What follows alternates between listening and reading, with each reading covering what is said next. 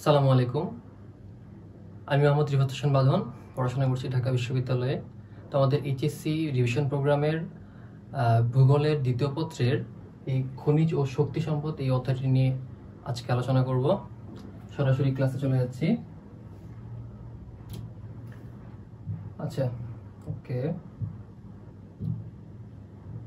এখানে দেখো ভাইয়া, 1 নম্বর সৃজনশীলে কি বলছে? 1 নম্বর সৃজনশীলে দেখো এখানে একটা ম্যাপ দেওয়া আছে। ওকে, এই ম্যাপে এখানে কি বলছে? ক বলয়। ক বলয়টা কোন জায়গায় মানে কোন জায়গায় ইন্ডিকেট করছে ভাইয়া? এটা হচ্ছে আমাদের মিডল ইস্টে ইন্ডিকেট করছে। ওকে, আর এই অধ্যায়ে মেইনলি তোমার এই খনিজ সম্পদের মধ্যে মিডল ইস্ট প্লাস বাংলাদেশের যে গ্যাসীয় সম্পদ আছে, কয়লা সম্পদ আছে, এগুলো মেইনলি ফোকাস করা হয়েছে। ওকে, কোন নম্বরে আসি? এখানে বলছে খনিজ সম্পদ কাকে বলে। তারপরে খ নম্বর বলছে বাংলাদেশে জলবিদ্যুৎ উৎপাদন প্রক্রিয়া ব্যাখ্যা করো, সেটাতে আমরা আসতেছি। গ নম্বরে বলছে উদ্দীপকের ক বলয়ে উত্তোলিত খনিজটির উৎপাদন বর্ণনা করো। ক নম্বরে এখানে আমাদের কি আছে ভাইয়া? এই জায়গাতে আমাদের তেলের মানে খনি আছে এবং এখান থেকে তেল উৎপাদন করা হয়। ওকে, উত্তোলন করা হয়। এবং ঘ নম্বর কি বলছে? উদ্দীপকে ইঙ্গিতকৃত খনিজটির অর্থনৈতিক গুরুত্ব বিশ্লেষণ করো। ওকে, আমরা তাহলে সলভে চলে যাই। ক নম্বরে কি দেখো ভাইয়া? ভূপৃষ্ঠের অভ্যন্তরভাগের শিল্প স্তর হতে মাটি খুঁড়ে যে প্রাকৃতিক সম্পদ আহরণ করা হয় তাই হচ্ছে কি আমাদের খনিজ সম্পদ। ওকে, খ নম্বর কি বলছে ভাই? বাংলাদেশের কর্ণফুলী নদীর পানির গতিকে কাজে লাগিয়ে বিশেষ প্রক্রিয়ায় টারবাইন ঘুরিয়ে বিদ্যুৎ উৎপাদন করা হয়। ওকে, রাঙ্গামাটি জেলায় কাপ্তাই নামক স্থানে এই বিদ্যুৎ কেন্দ্র গড়ে উঠেছে, যা 1962 সাল থেকে চালু হয়। জলবিদ্যুৎ উৎপাদন পদ্ধতি অত্যন্ত কার্যকরী একটি পদ্ধতি, যা দেশের বৈদ্যুতিক চাহিদা পূরণে ভূমিকা রাখে। কারণ এখানে তোমার প্রাকৃতিক শক্তি থেকে বলতে পারো যে আমরা বিদ্যুৎ উৎপন্ন করতেছি। ঠিক আছে, এটা 1962 সাল থেকে চালু হয়েছে। এরপরে আসি ভাইয়া,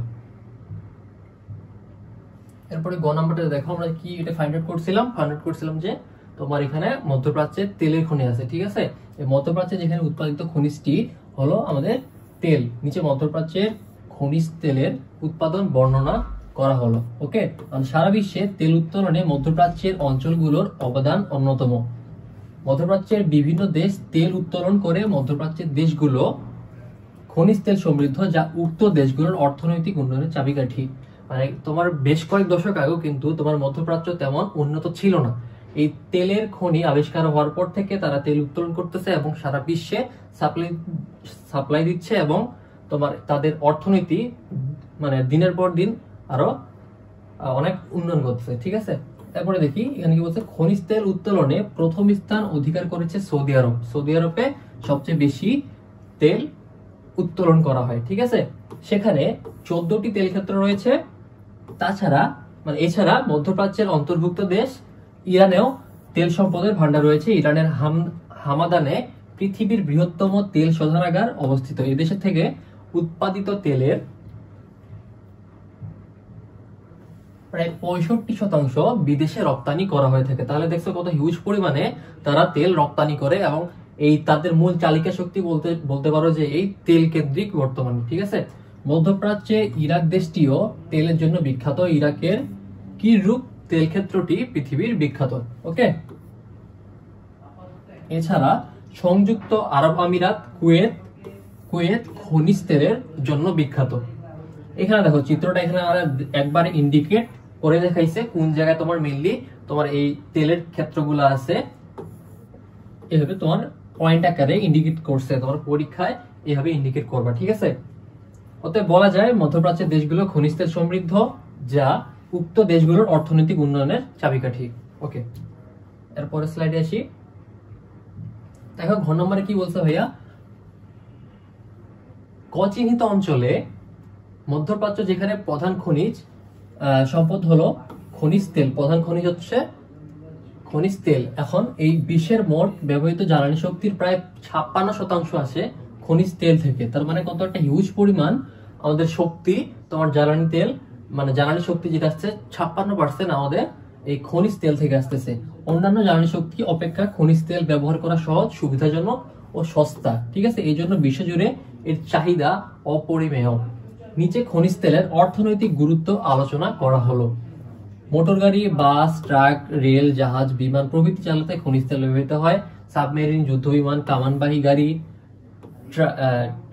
ট্যাঙ্ক প্রভৃতি চালানোর জন্য খনিজজাত তেল ব্যবহার করা হয়ে থাকে। Okay, tractor, harvester, thresher, pump set, generator প্রভৃতি চালানোর জন্য পেট্রোল, ডিজেল, কেরোসিন ব্যবহার করা হয়ে থাকে। মানে তুমি যে কোনো যন্ত্র তুমি যাও সব জায়গাতে তোমার এখানে তেল অথবা কয়লা দিয়ে তোমার প্রথমে ধরো তোমার কয়লা দিয়ে কিন্তু তোমার ইয়া করা হইতো, তোমার ট্রেন চালনা করা হইতো স্টিম ইঞ্জিন দিয়ে। এরপরে কি যখন তোমার ডিজেলের ব্যবহার শুরু হয়, তেল, তারপরে তোমার পেট্রোল, ডিজেল, কেরোসিন, ধীরে ধীরে কিন্তু সব যন্ত্রতে কিন্তু এগুলা ছড়াই গেছে। ঠিক আছে, কয়লা ছাড়াও ডিজেলের সাহায্যে তাপবিদ্যুৎ উৎপাদন করা হয়। এছাড়া শিল্প কারখানায় এর ব্যবহার রয়েছে। ঠিক আছে, এখন সুতরাং বলা যায় খনিজ তেল এমন একটি সম্পদ যা দ্বারা বিশ্বের প্রতিটি দেশই প্রত্যক্ষ ও পরোক্ষভাবে উপকৃত হচ্ছে এবং মানব কল্যাণে এর গুরুত্ব অপরিসীম। 2 নম্বর কোশ্চেন আছে, দেখি ভাইয়া 2 নম্বর কোশ্চেনে কিন্তু তোমার সেম মানে সেম ক্যাটাগরি। এখানে তোমার এখানে মধ্যপ্রাচ্যটাকে ইন্ডিকেট করছে ক নম্বরে। এখন আমরা প্রশ্নে চলে আসি। এখানে ক নম্বরে বলছে কয়লা কি, তারপর বলছে যান্ত্রিক সভ্যতার ভিত্তি হলো আকরিক লৌহ, ব্যাখ্যা করো, সেটা আমরা আসতেছি। গ নম্বরে বলছে উদ্দীপকে ক চিহ্নিত অঞ্চলের প্রধান খনিজের বন্টন ব্যাখ্যা করো। তার মানে ক চিহ্নিত অঞ্চলে কি ভাইয়া, আমাদের মেইনলি তেল আছে, সো সেইটারই প্রধান খনিজের বন্টনটা ব্যাখ্যা করতে বলছে। ঘ নম্বরে বলছে উদ্দীপকে ক চিহ্নিত অঞ্চলের প্রধান খনিজটি আন্তর্জাতিক বাণিজ্যে গুরুত্বপূর্ণ, তাৎপর্য কথাটির তাৎপর্য বিশ্লেষণ করো। ঠিক আছে, আমি তাহলে সলভে যাই। এখানে দেখো ভাই ক নম্বরে কি, কয়লা এক প্রকার জীবাশ্ম জ্বালানি যা উদ্ভিদ ও প্রাণীর দেহাবশেষ থেকে সৃষ্টি হয়। এটা কিন্তু তোমার যখন উদ্ভিদ এবং প্রাণীগুলা তোমার মারা যায় অথবা তোমার মাটি চাপা পড়ে কোনো প্রাকৃতিক দুর্যোগের কারণে, তোমার মানে হাজার হাজার বছর ধরে যখন এটা তোমার মাটির নিচে থাকে তখন কি এটা জীবাশ্মতে পরিণত হয়ে যায়। ঠিক আছে, জীবাশ্ম জ্বালানি যা উদ্ভিদ ও প্রাণীর দেহাবশেষ এখান থেকে সৃষ্টি হয়। ঠিক আছে, খ নম্বরে আসি, লৌহ আকরিক হলো বর্তমান যন্ত্র সভ্যতার ভিত্তি। কি কারণে, দেখো বর্তমান যুগ হলো যান্ত্রিক যুগ। শিল্প কলকারখানা, বড় বড় জাহাজ, মোটর গাড়ি, রেলগাড়ি, রেলপথ, সেতু প্রভৃতি আধুনিক সভ্যতায় প্রতিনিধি স্বরূপ। আর এসব যান্ত্রিক উপাদান নির্মাণে প্রচুর পরিমাণে কি ভাইয়া আমাদের কি ইউজ হয়, লোহা ইউজ হয়। ঠিক আছে, লৌহ আকরিক ছাড়া কোনো যন্ত্র নির্মাণ সম্ভব নয়। তাই বলা যায় আধুনিক যন্ত্র সভ্যতায় তৈরি। ঠিক আছে, আধুনিক যুগ যন্ত্র সভ্যতায় তৈরি। ওকে, এখন হ্যাঁ গ নম্বরে আসি। গ নম্বরে দেখো উদ্দীপকে ক চিহ্নিত অঞ্চলটা কি হয়েছে ভাই, আমাদের ক চিহ্নিত অঞ্চলটা হচ্ছে আমাদের এখানে মধ্যপ্রাচ্য, এবং এখানে আবার সেম ভাবে ইন্ডিকেট করছে কোন জায়গায় তোমার তেল ক্ষেত্রগুলো আছে। ঠিক আছে, এখন এটা হচ্ছে খনিজ তেল সারা বিশ্বের তেল উত্তোলন মধ্যপ্রাচ্যের অঞ্চলগুলোর অবদান অন্যতম। ওকে, মধ্যপ্রাচ্যের বিভিন্ন দেশ তেল উত্তোলন করে। মধ্যপ্রাচ্যের দেশগুলো খনিজ তেল সমৃদ্ধ, যা উক্ত দেশগুলোর অর্থনৈতিক উন্নয়নের চাবিকাঠি। খনিজ তেল উত্তোলনে প্রথম স্থান অধিকার করেছে সৌদি আরব। সৌদি আরব সবচেয়ে বেশি খনিজ তেল উত্তোলন করে। ঠিক আছে, সেখানে 14টি তেল ক্ষেত্র রয়েছে। এছাড়া মধ্যপ্রাচ্যের অন্তর্ভুক্ত দেশ ইরানেও তেল সম্পদের ভান্ডার আছে। ইরানের হামাদানে পৃথিবীর বৃহত্তম তেল শোধনাগার অবস্থিত। এদেশ থেকে উৎপাদিত তেলের প্রায় 65% বিদেশে রপ্তানি করা হয়। মধ্যপ্রাচ্যের ইরাক দেশটিও তেলের জন্য বিখ্যাত। ইরাকের কিরকুক তেল ক্ষেত্রটি পৃথিবীর বিখ্যাত। ওকে, এছাড়া সংযুক্ত আরব আমিরাত, কুয়েত খনিজ তেলের জন্য বিখ্যাত। ওকে, ঘ নম্বরে আসি ভাই। ঘ নম্বরে দেখো আমাদের ক চিহ্নিত অংশটা কি ছিল ভাই, আমাদের এখন তেলের খনি আছে এখানে, মধ্যপ্রাচ্যের তেলের খনি। ঠিক আছে, এখন দেখো আন্তর্জাতিক ভাবে বাণিজ্যে তেলের মতো গুরুত্বপূর্ণ খনিজ সম্পদ দ্বিতীয়টি নেই। কারণ তোমার ডেইলি লাইফ থেকে শুরু করে তুমি বাসে তোমার স্কুলে যাও অথবা তুমি তোমার অটোতে করে তোমার স্কুলে যাও। বর্তমানে অটো কিন্তু ব্যাটারি চালিত, কিন্তু তোমার আগে কি ছিল, আগে কিন্তু এখনো তোমার তেল চালিত তোমার যন্ত্রগুলো আছে। সো তোমার তেল চালিত যে যন্ত্রগুলো আছে সেগুলো যেন কিন্তু তেল মাস্ট বি লাগবেই। সো তোমাকে এখানে তোমার ডেইলি লাইফের কিন্তু ডিপেন্ড করতে হচ্ছে এই খনিজ তেলের উপরে। ঠিক আছে, সব কয়েকটি দেশ তেল সম্পদে সমৃদ্ধ হওয়ার, তেলের ব্যবহার দিনব্যাপী ব্যাপক ও বহুমুখী হওয়ায় আন্তর্জাতিক বাণিজ্যে এটি রাজনৈতিক হাতিয়ার হিসেবেও ব্যবহৃত হচ্ছে। কারণ তুমি যদি বাইরে, বাংলাদেশ কিন্তু তোমার তেল উৎপন্ন করতেছে না, এখানে কিন্তু বাংলাদেশ গ্যাস উৎপন্ন করে। এখন তেল যদি বাংলাদেশ না পায় বাইরের দেশ থেকে, তাহলে কি করবে, তাহলে কিন্তু আমাদের যন্ত্রগুলো সবকিছু অকেজ হয়ে পড়বে, কোনো কাজেরই ক্ষমতা থাকবে না। ওকে, সো এখানে এটি রাজনৈতিক হাতিয়ার হিসেবেও ইউজ করা হচ্ছে। খনিজ তেল অপরিশোধিত ও পরিশোধিত উভয় প্রকারে রপ্তানি করা হয়। অপরিশোধিত খনিজ তেল রপ্তানিকারক দেশগুলোর মধ্যে কুয়েত, ইরাক, ইরান, সৌদি আরব, Mexico, Colombia, Venezuela, Indonesia, Nigeria, Libya, Algeria প্রভৃতি প্রধান। আর আমদানিকৃত দেশগুলোর মধ্যে যুক্তরাষ্ট্র, যুক্তরাজ্য, ফ্রান্স, জাপান, জার্মানি ইত্যাদি, Italy, Bharat, Pakistan, Malaysia, Korea, Australia এবং হচ্ছে কি ভাইয়া ইত্যাদি প্রধান। ওকে, পরিশেষে বলা যায় খনিজ তেল বিশ্ব অর্থনীতিতে একটি গুরুত্বপূর্ণ বাণিজ্যিক তরল সম্পদ। ঠিক আছে, কৃষি শিল্প, পরিবহন থেকে শুরু করে বিভিন্ন ক্ষেত্রে তেলের প্রত্যক্ষ ব্যবহার রয়েছে, তাই সারা বিশ্বব্যাপী এর আমদানি রপ্তানি কার্যক্রম পরিচালিত হয়। ওকে, এখন ভাইয়া দেখো আমরা 3 নম্বর সৃজনশীল আছি। 3 নম্বর সৃজনশীল কি বলছে ভাইয়া, বাংলাদেশের প্রধান শক্তি। এখন আমরা তেল নিয়ে পড়লাম, এখন আমরা বাংলাদেশে ফিরে আসি। বাংলাদেশে মেইনলি কি কি মানে খনিজ সম্পদ বেশি ইউজ করা হয়, বাংলাদেশে বেশি উত্তোলন করা হয়, তো আমাদের গ্যাস। ঠিক আছে, আর বাংলাদেশের প্রধান শক্তি সম্পদটি দেশের জ্বালানি হিসেবে 70% চাহিদার এটা পূরণ করে থাকে। পারিবারিক প্রয়োজন ছাড়াও এটি শিল্পের কাঁচামাল হিসেবে ব্যবহার করা হয়ে থাকে। ওকে, পৃথিবীর ক নম্বর কি বলছে, পৃথিবীর কোন দেশ সর্বাধিক কয়লা উৎপাদন করে? খ নম্বরে আসো, খ নম্বরে বলছে খনিজ সম্পদ দেশের অর্থনৈতিক উন্নয়নে ভূমিকা রাখে। ঠিক আছে, গ নম্বরে আসো ভাইয়া, উদ্দীপকে নির্দেশিত খনিজ সম্পদটির বন্টন বাংলাদেশের মানচিত্রে দেখাও। আর ঘ নম্বরে কি বলছে, বাংলাদেশের অর্থনীতিতে উদ্দীপকে ইঙ্গিতকৃত খনিজটির গুরুত্ব বিশ্লেষণ করো। মেইল তোমার এখানে কি বলেছে ভাইয়া, বাংলাদেশের যে জ্বালানিটা 70% ইউজ হয়, এটা কিন্তু আমাদের হচ্ছে গ্যাস। ঠিক আছে, আমরা চলে আসি আমাদের সলভে। এখানে দেখো ভাইয়া ক নম্বরে কি বলছে, পৃথিবীর সর্বাধিক কয়লা উত্তোলন হয় কোথায় ভাইয়া, চীন দেশে। ওকে, খ নম্বরে আসি, বর্তমান যুগে মানুষের অর্থনীতিতে খনিজ সম্পদের গুরুত্ব খুবই বেশি, কারণ খনিজ দ্রব্যগুলো হলো শিল্পের প্রধান কাঁচামাল। ওকে, এখন শক্তি সম্পদের প্রধান উপকরণ, তাই বিশ্বের যে দেশ খনিজ দ্রব্যে যত সমৃদ্ধ সেই দেশ তত উন্নত। খনিজ সম্পদহীন কোন দেশই শিল্পের বিকাশ ঘটাতে সক্ষম হয়নি, ফলে তারা অর্থনৈতিক ক্ষেত্রে অনুন্নত। ওকে, এরপরে আধুনিক যান্ত্রিক যুগেও খনিজ পদার্থ মানুষের একান্ত প্রয়োজনীয় বস্তু। বিভিন্ন যন্ত্রপাতি, অস্ত্রশস্ত্র, জাহাজ, মোটরগাড়ি, রেলপথ প্রভৃতি বস্তুতে খনিজ পদার্থের প্রয়োজন হয়, তাই বলা যায় খনিজ সম্পদ দেশের অর্থনৈতিক উন্নয়নে ভূমিকা রাখে। এখন তোমার যেই দেশ যত বেশি খনিজে তোমার উন্নতি করতেছে, সেই দেশ কিন্তু তত অর্থনৈতিক ভাবে অনেক আগে যাচ্ছে। এখন গ নম্বরে আসে ভাইয়া, গ নম্বরের চিত্রের মাধ্যমে এখানে ব্যাখ্যা করছে, বাংলাদেশের চিত্র দিছে এবং এখানে তোমার ল্যাটিটিউড লঙ্গিটিউড সহ কিন্তু এখানে দেখা দিচ্ছে। ঠিক আছে, তোমরা এটা দেখানোর ট্রাই করবে, তাহলে বেটার হয়। এবং দেখো তোমার এখানে যেখানে যেখানে আমাদের গ্যাস ক্ষেত্রগুলো আছে সেগুলা এখানে তোমার কিন্তু ইন্ডিকেট করে দিচ্ছে। সো তোমাকে এটা খুব ভালোভাবে মনে রাখতে হবে কোন কোন জায়গায় বাংলাদেশের গ্যাস ক্ষেত্রগুলো অবস্থান করতেছে। এখানে বলছে উদ্দীপকের প্রাকৃতিক গ্যাসের কথা বলা হয়েছে এবং নিচে সারা দেশে প্রাকৃতিক গ্যাসের বন্টন এখানে দেখানো হয়েছে। ওকে, আচ্ছা, এখন ঘ নম্বরে এসে ভাইয়া, ঘ নম্বরে কি, উদ্দীপকে উল্লেখিত খনিজ সম্পদটি হলো আমাদের প্রাকৃতিক গ্যাস আমরা পাইলাম। নিচে বাংলাদেশের অর্থনীতিতে প্রাকৃতিক গ্যাসের গুরুত্ব ব্যাখ্যা করা হলো। ওকে, এখন বাংলাদেশ খনিজ সম্পদের সমৃদ্ধ না হলেও প্রাকৃতিক গ্যাসের ভান্ডার রয়েছে এবং এই প্রাকৃতিক গ্যাসের প্রাপ্যতার উপর ভিত্তি করে এদেশে অনেক শিল্প কলকারখানা পরিচালিত হয়। ঠিক আছে, যেমন আমাদের পোশাক শিল্পে, তাছাড়া তোমার বলতে পারো যে আমাদের সার কারখানায় যে তোমার সার উৎপাদনে আমাদের কিন্তু এই তোমার এই গ্যাস কিন্তু খুব আমাদের ব্যবহার হয় এবং এটি কিন্তু আমাদের মেইনলি চালিকা শক্তি হিসেবে ইউজ করা হচ্ছে। এখন আসো, ফলে সরকারের রাজস্ব বৃদ্ধি পায়। এভাবে দেশের অর্থনৈতিক চাকাকে সচল রাখতে প্রাকৃতিক গ্যাসের মতো খনিজ সম্পদ গুরুত্বপূর্ণ ভূমিকা পালন করে। বাংলাদেশের তাপবিদ্যুৎ কেন্দ্রগুলোতে প্রাকৃতিক গ্যাস দ্বারা বিদ্যুৎ উৎপাদন করা হচ্ছে।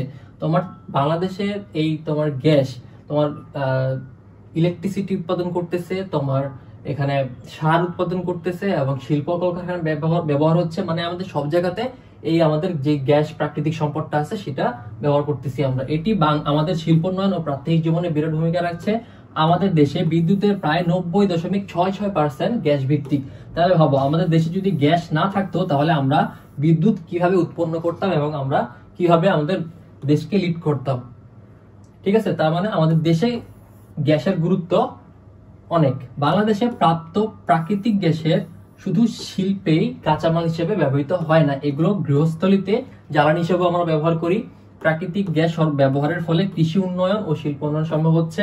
উৎপাদন বৃদ্ধির ফলে উদ্ধৃত পণ্য রপ্তানি করা সম্ভব হচ্ছে, ফলে রপ্তানি আয় বৃদ্ধি এবং আমদানি হ্রাস পাচ্ছে। ওকে, এখন আসো, এছাড়া সার শিল্পের কাঁচামাল হিসেবে প্রাকৃতিক গ্যাস অধিক হারে ব্যবহার করা হয়, যা থেকে কৃষিক্ষেত্রে ব্যাপক উন্নয়ন সাধিত হচ্ছে। এবং এখানে আসো এইভাবে প্রাকৃতিক গ্যাস ব্যবহারের ফলে কৃষি উন্নয়ন, শিল্প উন্নয়ন এবং কি কি হচ্ছে ভাইয়া, সার্বিক উন্নয়নে সাধিত হচ্ছে। ফলে কর্মসংস্থান আমাদের বৃদ্ধি পাচ্ছে, আর কি হচ্ছে ভাইয়া, দেশের প্রবৃদ্ধির হার বৃদ্ধি পাচ্ছে। ওকে, তাই বলা যায় দেশের অর্থনৈতিক উন্নয়নে প্রাকৃতিক গ্যাস গুরুত্বপূর্ণ ভূমিকা পালন করছে। ওকে, এখন ভাইয়া 4 নম্বর কোশ্চেন আসো। 4 নম্বর কোশ্চেনে দেখো এখানে উদ্দীপকে কি দেওয়া আছে, এখানে খনিজ দেওয়া আছে, এখানে ক দেওয়া আছে, এখানে খ দেওয়া আছে, আর এখানে কি দেওয়া আছে, ব্যবহার। ব্যবহারের পরে এখানে নিচে কি ইন্ডিকেট করছে, সভ্যতার আধুনিকায়ন ও নগরায়ন বৃদ্ধিতে প্রধানত ব্যবহৃত হয়। ওকে, এরপরে আসলে লিকুইড গোল্ড নামে পরিচিত পরিবহন ও জ্বালানি খাতে ব্যবহার করা হয়। এখন আসো ক নম্বরে আসো, এখানে বলছে শক্তি সম্পদ কাকে বলে। আমি এটাতে আসতেছি, বাংলাদেশে কোন শ্রেণীর কয়লা বেশি পাওয়া যায়, বড় প্রক্রিয়া সবচেয়ে ভালো তোমার কয়লা পাওয়া যায় এটা আমরা জানি, কিন্তু কোন শ্রেণীর কয়লা বেশি পাওয়া যায় সেটা এখন জানবো। এশিয়া মহাদেশে উদ্দীপক ক খনিজের উৎপাদন বর্ণনা করো। ক কি, এই এশিয়া মহাদেশের প্রেক্ষিতে বর্ণনা করতে বলছে, সভ্যতার আধুনিকায়ন ও নগরায়ন বৃদ্ধিতে প্রধানত ব্যবহৃত হয়। ওকে, এখন ঘ নম্বর দেখো উদ্দীপক ক্ষয়ে বর্ণিত খনিজের বিশ্ব বাণিজ্য বিশ্লেষণ করো। ঠিক আছে, তাহলে আমরা সলভে চলে যাই। এখন দেখো ভাই ক নম্বরে কি, শক্তি সম্পদ কি হচ্ছে ভাইয়া, আমাদের প্রকৃতি প্রদত্ত যে সকল পদার্থ হতে শক্তি পাওয়া যায় সিম্পলি সেটাকে হচ্ছে আমাদের শক্তি সম্পদ বলতেছি। এখন খ নাম্বার আসো, বাংলাদেশে মেইনলি তোমার নিকৃষ্ট শ্রেণীর কয়লা বেশি পাওয়া যায়। ঠিক আছে, যেসব কয়লায় কার্বনের পরিমাণ কম থাকে এবং ছাই ও গন্ধকের পরিমাণ বেশি, যেসব কয়লাকে সেসব কয়লাকে নিকৃষ্ট শ্রেণীর কয়লা বেশি। এখানে নিকৃষ্ট শ্রেণীর কয়লায় মধ্যে পিট ও বিটুমিনাস উল্লেখযোগ্য। ঠিক আছে, বাংলাদেশের বেশিরভাগ কয়লা ক্ষেত্র বিটুমিনাস ও পিট জাতীয় কয়লার উত্তোলন করা হয়ে থাকে। এখন আমরা ভাই গ নম্বরে আসি। গ নম্বরে দেখো কি বলা হয়েছিল, ক খনিজ সম্পদটি মানে কি হচ্ছে ভাই, আমাদের লৌহ আকরিক। এটা আমাদের মেইনলি সভ্যতার আধুনিকায়ন ও নগরায়ন বৃদ্ধিতে ব্যবহৃত হচ্ছে। ওকে, বিশ্বের বিভিন্ন দেশের লৌহ আকরিক উত্তোলন করা হয়। এশিয়ার মহাদেশে বেশ কয়েকটি দেশে লৌহ আকরিক সঞ্চিত আছে। নিচে এশিয়া মহাদেশের লৌহ আকরিকের উৎপাদন ব্যাখ্যা করা হলো। ঠিক আছে, আমরা দেখি এখন এখানে কি বলছে। এশিয়া মহাদেশের মধ্যে চীন, ভারত, ইরান, জাপান প্রভৃতি দেশে লৌহ আকরিক উত্তোলন করা হয়ে থাকে। ঠিক আছে, এখন নিচে এসব দেশে 19 সালে কি পরিমাণ লৌহ আকরিক উত্তোলন করা হয় তার একটি তালিকার মধ্যে এখানে দেখাই দিছে। এখানে দেখো 1 2 3 4 4টা দেশ দিছে। এখানে চীন, ভারত, কাজাকিস্তান আর হচ্ছে ইরান দিছে। ওকে, 19 সালে কি 35, এখানে তোমার 21, এখানে 4.30, 3.80। ওকে, অতএব বলা যায় এশিয়া মহাদেশের বহু দেশ লৌহ আকরিক উৎপাদনে ভূমিকা রাখে। ওকে, এখন আসো আমাদের ঘ নম্বরে আসো ভাইয়া। এখানে কি ছিল ভাইয়া, আমাদের খ নম্বরে খনিজ সম্পদটি কি ছিল ভাইয়া, আমাদের খনিজ তেল ছিল।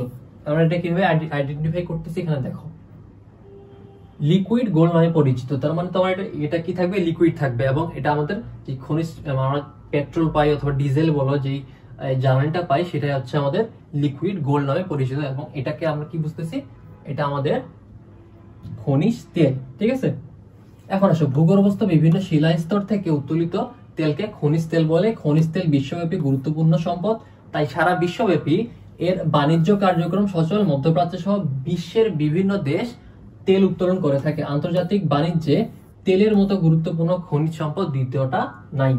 স্বল্প কয়েকটি দেশ তেল সম্পদে সমৃদ্ধ হওয়ায় তেলের ব্যবহার বিশ্বব্যাপী ব্যাপক ও বহুমুখী হয়। আন্তর্জাতিক বাণিজ্যে এটি রাজনৈতিক হাতিয়ার হিসেবে ব্যবহৃত হচ্ছে, একটু আগে আমরা পড়লাম।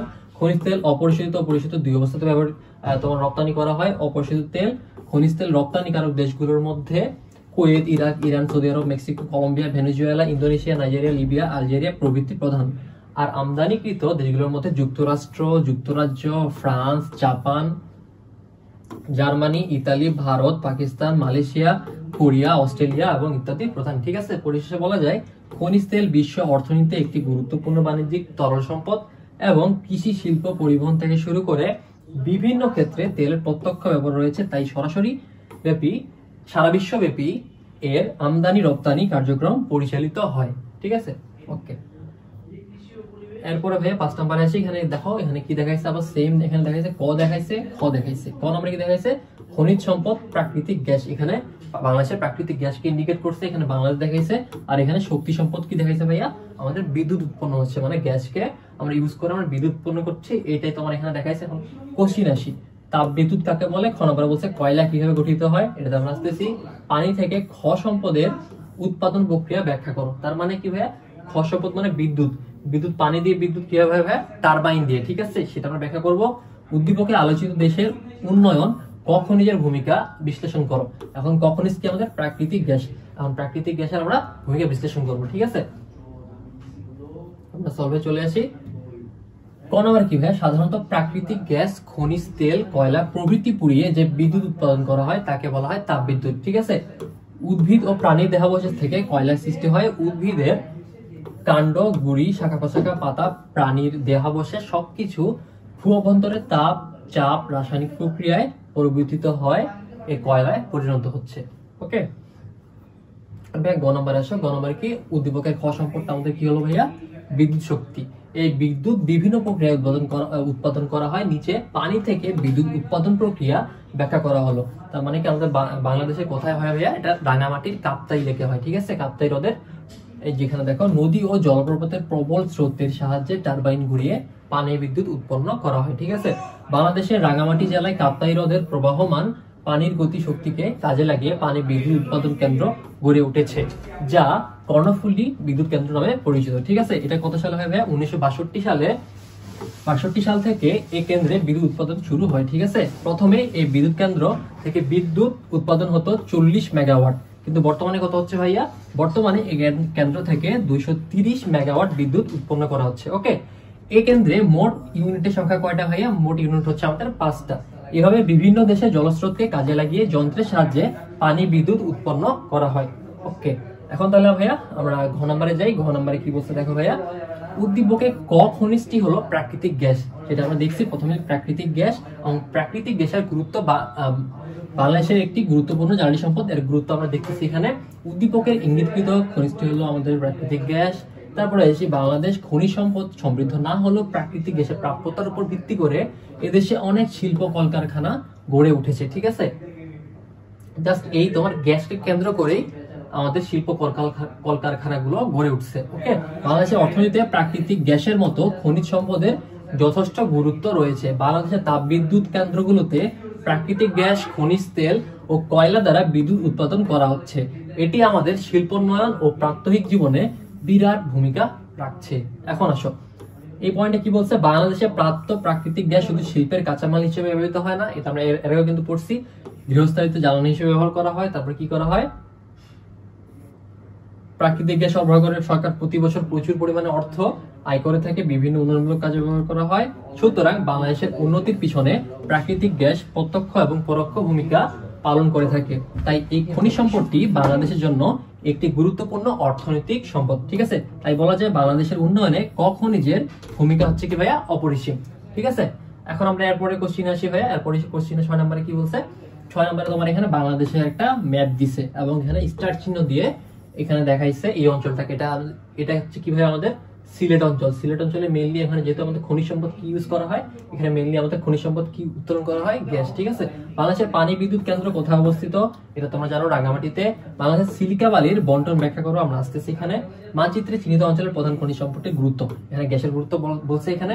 উদ্দীপকে চিহ্নিত অঞ্চলের প্রধান খনিজ সম্পদ উত্তোলনের ক্ষেত্রে পরিবেশের সুষ্ঠু সংরক্ষণ নিশ্চিত করার জন্য উপযোগী পদক্ষেপগুলো ব্যাখ্যা করো, এগুলো আমরা আসতেছি।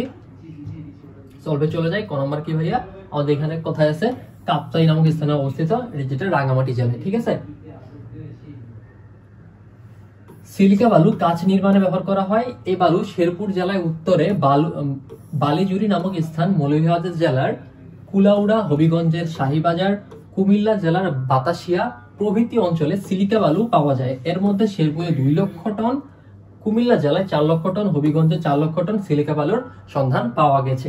ঠিক আছে, এখন আমরা গ নম্বরে চলে আসি ভাই। গ নম্বরে দেখো কি বলছে, মানচিত্রে চিহ্নিত অঞ্চলটি ভাইয়া আমাদের কি, সিলেট। সিলেট কিসের জন্য, এখানে কি হয় ভাই, কি কোন খনিজ সম্পদটা আছে আমাদের এখানে, আছে আমাদের প্রাকৃতিক গ্যাস। ঠিক আছে, প্রাকৃতিক গ্যাস খুবই গুরুত্বপূর্ণ খনিজ সম্পদ। নিচে প্রাকৃতিক গ্যাসের ব্যবহারিক গুরুত্ব তুলে ধরা হলো। বাংলাদেশের তাপবিদ্যুৎ কেন্দ্রগুলোতে প্রাকৃতিক গ্যাস, খনিজ তেল ও কয়লা দ্বারা বিদ্যুৎ উৎপাদন করা হচ্ছে। ওকে, এখন দেখো, প্রাকৃতিক গ্যাস আমাদের শিল্প উন্নয়নের প্রাথমিক জীবনে ভূমিকা রাখছে। আমাদের দেশে উৎপাদিত বিদ্যুতের 43.28 হচ্ছে গ্যাস ভিত্তিক অর্থনৈতিক সমীক্ষা 2021। ঠিক আছে, বাংলাদেশে প্রাপ্ত প্রাকৃতিক গ্যাস হচ্ছে শুধু শিল্পের কাঁচামাল হিসেবে ব্যবহৃত হয় না, এটা আমরা পড়ছি। এটা গৃহস্থলীতে ব্যবহার করা হয়, সরকার অনেক অর্থ ইনকাম করে, উন্নয়নমূলক কাজে ব্যয় হয়। সুতরাং উন্নতির পিছনে প্রাকৃতিক গ্যাস প্রত্যক্ষ ভূমিকা পালন করতেছে। তাই খনিজ সম্পদটি বাংলাদেশের জন্য একটি গুরুত্বপূর্ণ অর্থনৈতিক সম্পদ। ওকে, ঘুরে ফিরে কিন্তু ভাইয়া তোমার দেখো এই কোশ্চেন গুলাই কিন্তু তোমার আসতেছে। ওকে, ঘ নম্বর আসি। ঘ নম্বরে কি বলছে ভাইয়া দেখো, উদ্দীপকের চিহ্নিত অঞ্চলটি হলো সিলেট অঞ্চল, যেখানে প্রাপ্ত খনিজ সম্পদ হলো প্রাকৃতিক গ্যাস। বাংলাদেশের একটি গুরুত্বপূর্ণ খনিজ সম্পদ আমাদের হচ্ছে প্রাকৃতিক গ্যাস। দেশের মোট জ্বালানির প্রায় 71% প্রাকৃতিক গ্যাস পূরণ করে। তবে এই গ্যাস উত্তোলনের সময় সাবধানতা অবলম্বন করতে হবে যাতে পরিবেশের কোনো ক্ষতি না হয়। মানে কি কি সাবধানতা অবলম্বন করতে হবে ভাইয়া, পদক্ষেপগুলো দেখো।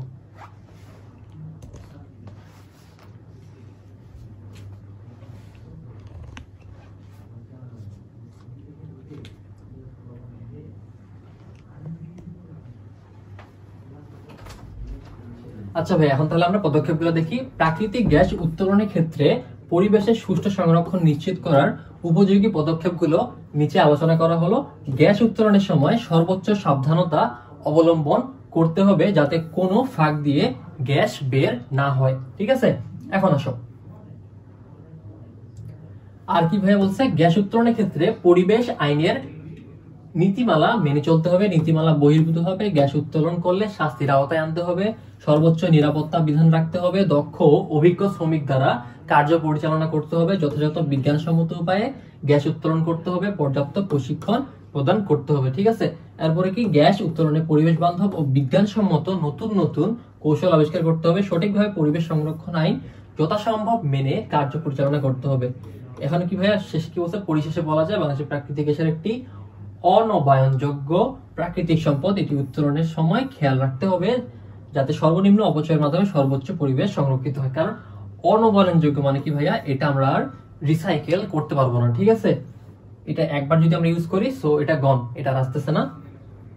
এখন দেখো ভাইয়া 7 নম্বরে কি বলছে, যন্ত্র সভ্যতার মূল ভিত্তি হিসেবে পরিচিত খনিজটি বর্তমানে অস্ট্রেলিয়া সর্বাধিক উত্তোলন করা হয়। তার মানে কি এখানে ভাইয়া আমাদের আয়রনের কথা বলছে। ওকে, মানে লৌহ শিল্পের কথা বলছে।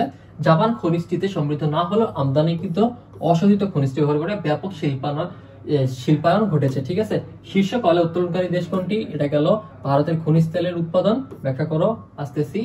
উদ্দীপকে ইঙ্গিতকৃত খনিজটি রপ্তানি বাণিজ্যে ব্যাখ্যা করো। ওকে, আর ঘ নম্বর কি বলছে, ইঙ্গিতকৃত খনিজটি বিশ্ব বন্টন মানচিত্রে দেখাইতে বলছে। আমরা এখন সলভে চলে আসি ভাইয়া। পৃথিবীতে আমরা সবচেয়ে জানি কি তোমার কয়লা উত্তোলনকারী সবচেয়ে দেশ বেশি হলো তোমার চীন। ঠিক আছে, খ নম্বরে খনিজ তেল উত্তোলনে ভারত বিশ্বের তেমন প্রসিদ্ধ না হলেও দক্ষিণ এশিয়ায় মোটামুটি প্রসিদ্ধ। ভারতের আসাম, মুম্বাই ও গুজরাট রাজ্যে প্রচুর তেল উত্তোলিত হয়। আসামের লখিমপুর জেলায় ডিগবয় তেল খনি ভারতের প্রথম 1867 সালে তেল উত্তোলন কেন্দ্র ও শোধনাগার। ঠিক আছে, এছাড়া আসামের বদরপুর ও মাসিমপুরে তেল খনি আছে, প্রসিদ্ধ এটা। তাছাড়া অন্ধ্রপ্রদেশের গোদাবরী নদীর অববাহিকায়, তামিলনাড়ুর কাবেরী অববাহিকা প্রভৃতি স্থানের প্রচুর পরিমাণে তেলের খনি আছে। সম্ভাবনাময় তেল সঞ্চয়কারী টারশিয়ারি যুগের পাললিক শিলার স্তর ভারতের বিভিন্ন জায়গায় ছড়িয়ে থাকলেও এখন পর্যন্ত মাত্র 6টি অঞ্চলে ব্যবসায়িকভাবে তেল উত্তোলন করা হয়। ওকে, এখন দেখো ভাইয়া গ নম্বরে ভাইয়া আমরা ওখানে তোমার উদ্দীপক থেকে কি পাইলাম, ওটা হচ্ছে আমাদের লৌহ আকরিক। ঠিক আছে, এখন লোহাকে যন্ত্র সভ্যতার ভিত্তি বলা হয়। ওকে, এখন আমরা দেখি এখানে লৌহ আকরিকের আন্তর্জাতিক বাণিজ্য খুবই ব্যাপক। যেসব দেশ লৌহ আকরিক উৎপাদন করে সেই সমস্ত দেশ অর্থনৈতিকভাবে উন্নত। ওকে, কারণ তারা এই আকরিক অন্য দেশে রপ্তানি করে।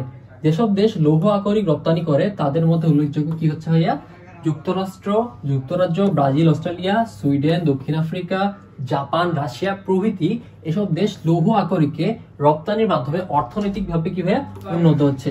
পরিশেষে বলা যায় লৌহ আকরিক বহুল ব্যবহার্য একটি সর্বাধিক গুরুত্বপূর্ণ খনিজ সম্পদ, তাই এই শিল্পের রপ্তানিকারক দেশগুলো বেশ উন্নত। বিজ্ঞানের উত্তরোত্তর উন্নতির ফলে লৌহ আকরিকের ব্যবহারের ক্ষেত্র বৃদ্ধি পাচ্ছে, ফলে বিশ্বব্যাপী লৌহ আকরিকের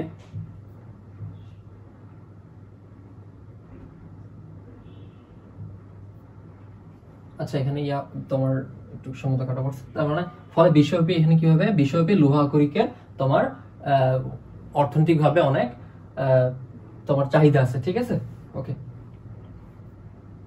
ঘ নম্বরে আসি। ঘ নম্বরে কি দেখো ভাই, এখানে চিত্র ব্যাখ্যা করতে বলছে। তো এখানে দেখি উদ্দীপক ইঙ্গিতকৃত খনিজটি হলো লৌহ আকরিক। লৌহ আকরিকের বিশ্ব বন্টন মানচিত্রের মাধ্যমে ব্যাখ্যা করা হলো। তোমার এখানে এই লৌহ আকরিকের এটা এখানে দেখাইছে মানচিত্রের মাধ্যমে। অনেকে তোমার এটা কনফিউজড হয়ে যেতে পারো, তোমার অনেকে তোমার এটা স্কিপও করতে পারো, আমি বলবো সাজেস্ট করব তুমি যদি চাও তুমি স্কিপ করতে পারো, কোনো সমস্যা নেই, তবে বাকি অধ্যায়গুলোতে বাকি যে সৃজনশীলগুলো আছে সেগুলো দিয়ে তোমার কিন্তু কভার আপ করতে হবে। ওকে, এখন দেখো এখানে কি বলছে, পৃথিবীর লৌহ আকরিকের উৎপাদনকারী দেশগুলোর নিচে তালিকার মাধ্যমে দেখানো হলো। এখানে তালিকা এখানে দেখছে অস্ট্রেলিয়া, ব্রাজিল, চীন, ভারত, রাশিয়া, দক্ষিণ আফ্রিকা, ইউক্রেন, কানাডা, আমেরিকা যুক্তরাষ্ট্র, তারপর হচ্ছে কাজাখস্তান। ঠিক আছে, আর এখানে এখানে কোটি মেট্রিক টন এখানে দেখাইছে 2019 সালে। এখানে হচ্ছে তোমার অস্ট্রেলিয়া 93, ব্রাজিলে 48, চীনে 35, ভারতে 21, রাশিয়ায় 9.9, দক্ষিণ আফ্রিকায় 7.7, ইউক্রেনে 6.20, কানাডায় 5.40, আমেরিকা যুক্তরাষ্ট্রে 4.80 এবং কাজাখস্তানে 4.30। ঠিক আছে, এটা আমাদের ইউএসজিএস থেকে এটা পাইছে, ইউএস জিওলজিক্যাল সার্ভে, এর শর্ট টার্ম বলা হয় ইউএসজিএস, মিনারেল কমোডিটি সামারিজ, জানুয়ারি 2020-এর। ঠিক আছে, এরপর আসো পৃথিবীতে প্রায় 250 কোটি মেট্রিক টন লৌহ আকরিক সঞ্চিত আছে বলে অনুমান করা হয়। এর অধিকাংশই চীন, Brazil, Australia, Bharat, Russia, Ukraine যুক্তরাষ্ট্র, কাজাখস্তান, দক্ষিণ আফ্রিকা ও কানাডায় অবস্থিত। পৃথিবীর মোট উৎপাদনের প্রায় 98% চীন, Brazil, Australia, Bharat, Russia, Ukraine ও দক্ষিণ আফ্রিকা হতে উত্তোলন করা হয়। ঠিক আছে, এছাড়া Peru, Chile, Mexico, Venezuela, Japan প্রভৃতি দেশেও কিছু কিছু লৌহ আকরিক উৎপাদন করা হয়ে থাকে। আচ্ছা, এখন ভাই দেখো আমরা 8 নম্বরে চলে আসি। 8 নম্বর এখানে কি দেখাইছে, এখানে আমাদের বাংলাদেশ দেখাইছে, বাংলাদেশ এখানে ক অঞ্চল, এখানে খ অঞ্চল। ভাই আমাদের এই তোমার চিত্র দেখে কিন্তু আমাদেরকে ডিফাইন করতে হবে এটা আসলে কি বুঝাইছে। এখানে যেহেতু বাংলাদেশের এই অঞ্চলটাতে দিনাজপুর এই জায়গা বুঝাইছে, সো এখানে আমাদের কি বেশি উত্তোলন হবে ভাইয়া, আমাদের মেইনলি এখানে কয়লা উত্তোলন করা হয়। আর খ এই সিলেট অঞ্চলে কি হয় ভাইয়া, আমাদের গ্যাস। ঠিক আছে, এখন আসো সম্পদ কি, খনিজ সম্পদ এলাকা পরিবেশ সংরক্ষণের গুরুত্ব, এটাতে আমরা আসতেছি। গ নম্বরে দেখো, উদ্দীপকে ক চিহ্নিত স্থানে ইঙ্গিতকৃত খনিজটির বৈশিষ্ট্য ব্যাখ্যা করো। আমরা এখন ব্যাখ্যা করবার পরে উদ্দীপকে ক খ চিহ্নিত স্থান দ্বয়ের ইঙ্গিতকৃত খনিজ দ্বয়ের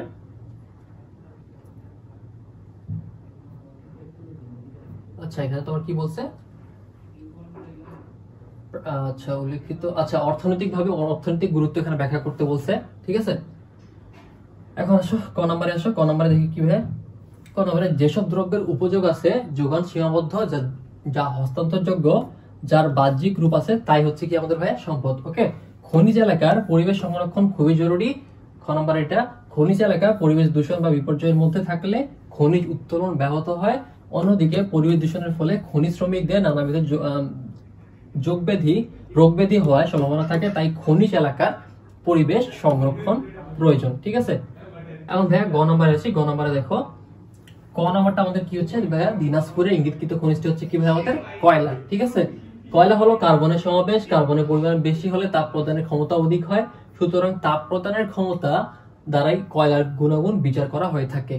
গুণাগুণের বিচারে কয়লাকে অ্যান্থ্রাসাইট, বিটুমিনাস, লিগনাইট, বাদামি ও পিট কয়লা নামে শ্রেণীবিভাগ করা হয়। সবচেয়ে ভালো হচ্ছে কি ভাইয়া অ্যান্থ্রাসাইট, এই কয়লাটা আমাদের তোমার বড় পুকুরে কিন্তু পাওয়া যায়। ঠিক আছে, অ্যান্থ্রাসাইট জাতীয় কয়লা সর্বাপেক্ষা কঠিন ও উৎকৃষ্ট শ্রেণীর। এই কয়লা ঘন, কৃষ্ণবর্ণ, উজ্জ্বল ও ভারী। এটা কঠিন বলে সহজে প্রজ্বলিত হতে চায় না, তবে একবার যখন প্রজ্বলিত হলে নীল আভাযুক্ত প্রচন্ড তাপ উৎপন্ন হয় এবং দীর্ঘ সময় পর্যন্ত চলতে থাকে। ঠিক আছে, এর মধ্যে 95% কার্বন থাকবে।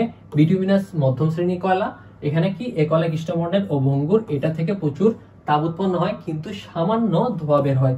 এর মধ্যে 82% কার্বন, 5 হচ্ছে কি ভাই হাইড্রোজেন থাকে। ঠিক আছে, পৃথিবীর সঞ্চিত কয়লার 75% ভাইয়া এই শ্রেণীর। ঠিক আছে, এখন দেখো লিগনাইট জাতীয় কয়লা হলো নিকৃষ্ট শ্রেণীর।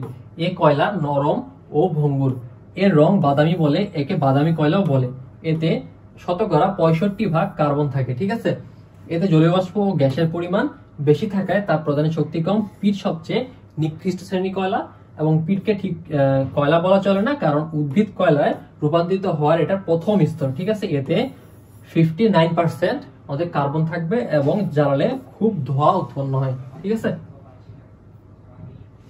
ঘ নম্বরে আসি ভাই। ঘ নম্বরে কি, উদ্দীপকে ক খ চিহ্নিত স্থানটি হলো দিনাজপুর ও সিলেট।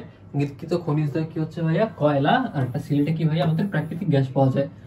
উভয় অর্থনৈতিকভাবে খুবই গুরুত্বপূর্ণ। ব্যবহারিক দিক বিবেচনায় উল্লেখিত খনিজ দুটি গুরুত্বপূর্ণ ভূমিকা রাখবে। ঠিক আছে, কয়লা জ্বালানি সম্পদ হিসেবে ব্যবহৃত হয়ে থাকে। কয়লা পুড়িয়ে জল থেকে উদ্ভূত বাষ্পের সাহায্যে টারবাইন ঘুরিয়ে তাপবিদ্যুৎ উৎপাদন করা হয়ে থাকে। বিভিন্ন প্রকার শিল্পে কয়লায় প্রত্যক্ষ ব্যবহার লক্ষণীয়। ওকে, ক কয়লা থেকে প্রক্রিয়াজাত করে বিভিন্ন সার তৈরি করা হয় যা কৃষি কাজের জন্য ব্যবহার করা হয়। এছাড়া ইটভাটা, শিল্প কলকারখানা প্রভৃতি কাজে ব্যবহার করা হয়ে থাকে। বন সম্পদ রক্ষায় কয়লা গুরুত্বপূর্ণ ভূমিকা পালন করছে। ঠিক আছে, এখন আসো অন্যদিকে প্রাকৃতিক গ্যাস শিল্প কলকারখানায় কাঁচামাল হিসেবে আমরা কিভাবে ব্যবহার করতেছি। ফেঞ্চুগঞ্জের সার কারখানায় ও ছাতকের সিমেন্ট কারখানায় হরিপুরের প্রাকৃতিক গ্যাস ব্যবহার করা হচ্ছে। ঘোড়াশালের সার কারখানায় তিতাস গ্যাস কাঁচামাল হিসেবে ব্যবহার করা হয়। কীটনাশক, ঔষধ, রাবার, প্লাস্টিক, কৃত্রিম তন্তু প্রভৃতি তৈরির জন্য প্রাকৃতিক গ্যাস ব্যবহার করতেছি আমরা। ঠিক আছে, কয়েকটি বিদ্যুৎ কেন্দ্রে ফার্নেস তেলের পরিবর্তে প্রাকৃতিক গ্যাস ব্যবহৃত হয়, যেমন সিদ্ধিরগঞ্জ, আশুগঞ্জ, ঘোড়াশাল তাপ বিদ্যুৎ কেন্দ্রে, ব্রাহ্মণবাড়িয়ার তিতাস গ্যাস ব্যবহৃত হয়। এছাড়াও গৃহস্থালী যানবাহন ও বাণিজ্যিক কাজে প্রাকৃতিক গ্যাস কিভাবে আমাদের ব্যবহার করা হচ্ছে। সুতরাং কৃষির উন্নতি, বিদ্যুৎ উৎপাদন, বৈদেশিক মুদ্রার ব্যয় হ্রাস, বনজ সম্পদ রক্ষা ও পরিবেশ রক্ষায় কয়লা ও প্রাকৃতিক গ্যাসের পৃথক পৃথক কিভাবে ভূমিকা আছে। ঠিক আছে, 9 নম্বর কোশ্চেনে দেখো ভাইয়া, 9 নম্বর এখানে কি বলছে, প্রথমে তোমার এখানে সেম আবার তোমার পৃথিবীর এখানে মানচিত্র দিছে এবং এখানে তোমার মিডল ইস্টকে চিহ্নিত করছে। তার মানে কি ভাইয়া, আমাদের কোশ্চেন দেখে বোঝা পাচ্ছি এখানে আমাদের কাজ হচ্ছে আমাদের খনিজ তেল নিয়ে। ঠিক আছে, এখন ক নম্বরে আসো খনিজ সংজ্ঞা। এটা তোমরা জানো, উদ্ভিদ দেহাবশেষ হতে কয়লা উৎপত্তি হয়, এটা আমরা ব্যাখ্যা করছি। এখন গ নম্বরে আসো উদ্দীপকে ক চিহ্নিত অঞ্চলের প্রধান খনিজ সম্পদের উৎপাদন আলোচনা করো। ক হচ্ছে কি ভাইয়া, এখানে ক আমাদের কি দেখা হচ্ছে ভাইয়া, এখানে ক হচ্ছে আমাদের এখানে খনিজ তেল। ঠিক আছে, সেটা আমাদের উৎপাদন ব্যাখ্যা করতে বলছে, আলোচনা করতে বলছে। উদ্দীপকে ক চিহ্নিত অঞ্চলের ইঙ্গিতকৃত খনিজ সম্পদটির বিশ্ব অর্থনীতিতে গুরুত্ব ব্যাখ্যা করে, এটা কিন্তু আমরা ব্যাখ্যা করছি। তবু আমরা দেখে আসো ক নম্বরে দেখো ভাইয়া, বিশ্বের রাসায়নিক গঠনযুক্ত প্রাকৃতিক ও অজৈব বস্তুকে কি বলতেছে ভাই, আমরা খনিজ বলতেছি। খ নম্বরে দেখো, শক্তির অন্যতম উৎস হলো কয়লা। ওকে, উদ্ভিদের দেহাবশেষ হতে কয়লার উৎপত্তি লক্ষ লক্ষ বছর ধরে।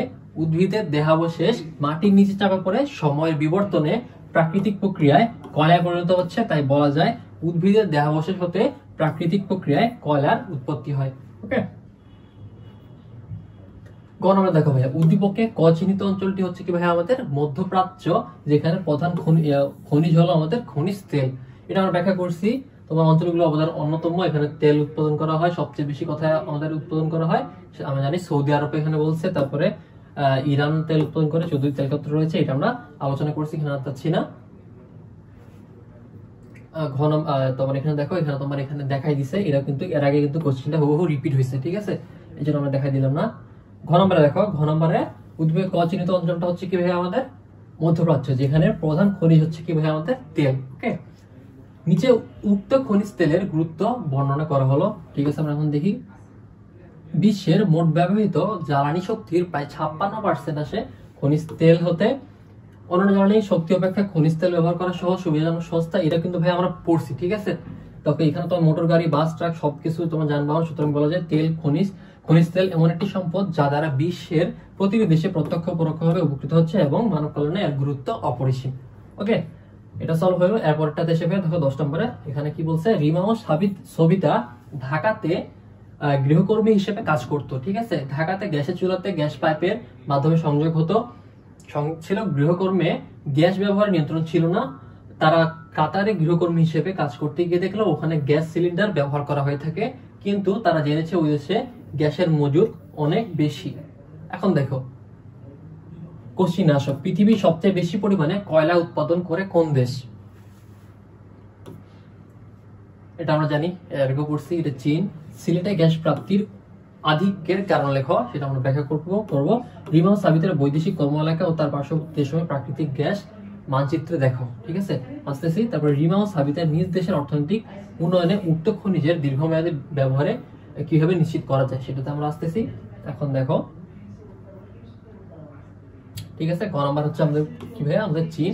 আর সিলেটে গ্যাস প্রাপ্তির আধিক্যের কারণ হলো অঞ্চলটির ভৌগোলিক অবস্থান। ঠিক আছে, টারশিয়ারি যুগে গঠিত আমাদের সিলেট কি ভাইয়া, সিলেট, তারপরে তোমার হচ্ছে আমাদের চট্টগ্রামের যে পার্বত্য অঞ্চলগুলো আছে সেগুলো কিন্তু আমাদের টারশিয়ারি যুগে তৈরি হয়েছিল। ঠিক আছে, সিলেটের পাহাড়ি অঞ্চলে অধিক পরিমাণে গ্যাস পাওয়া যায়, যা নবীন ভঙ্গিল পর্বতমালার অন্তর্ভুক্ত। ওকে, এই অঞ্চলে ভূ অভ্যন্তরে শিলাস্তরে উদ্ভিদ ও প্রাণীর দেহাবশেষ জমা হয়ে প্রচুর পরিমাণে প্রাকৃতিক গ্যাস সৃষ্টি হয়, তাই এই অঞ্চলে অধিক গ্যাস পাওয়া যায়। ওকে, এখন গ নম্বরে ভাইয়া দেখো, গ নম্বরে এখানে তোমার এখানে মিডল ইস্টে তোমার গ্যাস ক্ষেত্রগুলো এখানে দেখাইছে।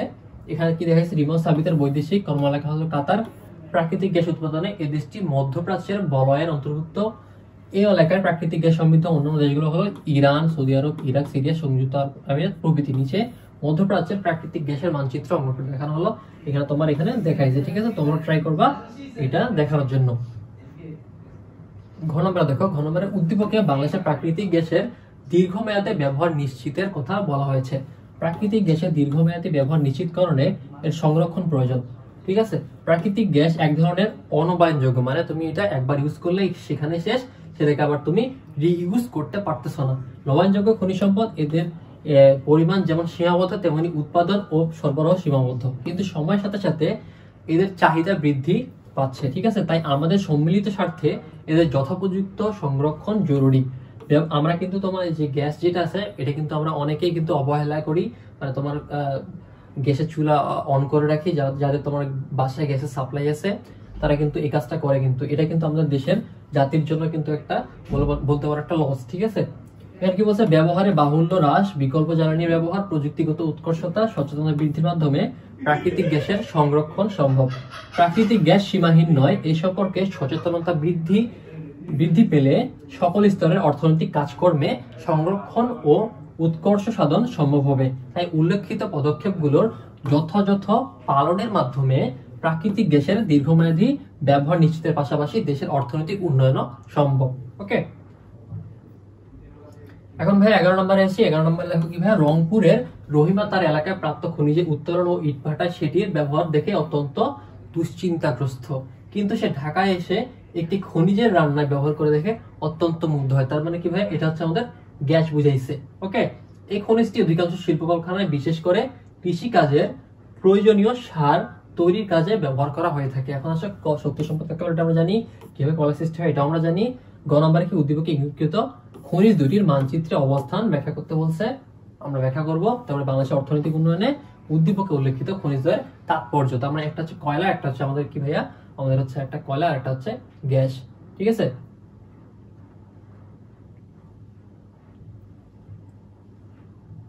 এখানে দেখো উদ্দীপকে তোমার যে দুটি খনিজের কথা বলা হয়েছে তা হচ্ছে কি ভাই, আমাদের কয়লা আর একটা অন্যটি হচ্ছে আমাদের গ্যাস। উল্লেখিত খনিজ দুটি বাংলাদেশের সব স্থানে পাওয়া যায় না। যেসব স্থানে কয়লা ও প্রাকৃতিক গ্যাস পাওয়া যায় তা বাংলাদেশের মানচিত্রে উপস্থাপন করা হলো। দেখো ভাই, এখানে তোমার বাংলাদেশের মানচিত্রে সবকিছু একবার দেখাই দিচ্ছে, এই জায়গায় তোমার বেশি গ্যাস পাওয়া যায়, এই জায়গায় আমাদের কয়লা পাওয়া যায়, এবং সবকিছু তোমার ইন্ডিকেট করে দেওয়া আছে। তোমরা এই চিত্রটা ভালো মতো আয়ত্ত করবা এবং বাসায় প্র্যাকটিস করবা, এবং তোমার এই পুরোপুরি যাতে তোমার সঠিক হয় সেটা রাখার ট্রাই করবা। ঠিক আছে, এরপরে আসো ভাইয়া ঘ নম্বরে দেখো, বাংলাদেশের অর্থনীতিতে উদ্দীপকে বর্ণিত যে দুটি খনিজের কথা বলা হয়েছে, আমরা একটা কি দেখলাম, একটা হচ্ছে কয়লা, একটা হচ্ছে আমাদের গ্যাস।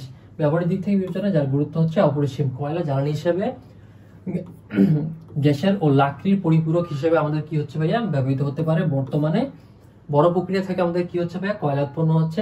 65% বড় প্রক্রিয়া তাপ বিদ্যুৎ কেন্দ্রে উৎপাদনে ব্যবহৃত হচ্ছে। ঠিক আছে, অবশিষ্ট 35% কয়লা ব্যবহৃত হচ্ছে ইটভাটা, কলকারখানা সহ অন্যান্য খাতে ব্যবহারের মাধ্যমে। বনজ সম্পদ রক্ষায় কয়লা গুরুত্বপূর্ণ ভূমিকা পালন করছে।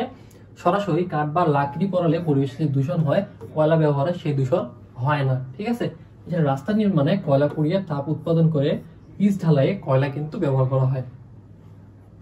অন্যদিকে কলকারখানায় কাঁচামাল হিসেবে আমাদের প্রাকৃতিক গ্যাস ব্যবহার করা হচ্ছে। ফেঞ্চুগঞ্জের সার কারখানায় ও ছাতকের সিমেন্ট কারখানায় কি হচ্ছে ভাইয়া, হরিপুরের প্রাকৃতিক গ্যাস ব্যবহার করা হয়। ঘোড়াশালের সার কারখানায় আমাদের এখানে তিতাস গ্যাস ব্যবহার করতেছে, এটা আমরা পড়ছি। কীটনাশক, ঔষধ, রাবার, প্লাস্টিক, কৃত্রিম তন্তু প্রভৃতি তৈরির জন্য প্রাকৃতিক গ্যাস ব্যবহার করা হচ্ছে। কয়েকটি বিদ্যুৎ কেন্দ্রে ফার্নেস তেলের পরিবর্তে প্রাকৃতিক গ্যাস ব্যবহার করা হয়। এছাড়া গৃহস্থালী ও বাণিজ্যিক কাজেও আমরা প্রাকৃতিক গ্যাস ইউজ করতেছি। সুতরাং বলা যায় কৃষি উন্নয়ন, বৈদেশিক মুদ্রার ব্যয় হ্রাস, সরকারি আয়ের উৎস, কর্মসংস্থান সৃষ্টি প্রভৃতি ক্ষেত্রে কয়লা ও প্রাকৃতিক গ্যাসের যথেষ্ট অবদান রাখছে।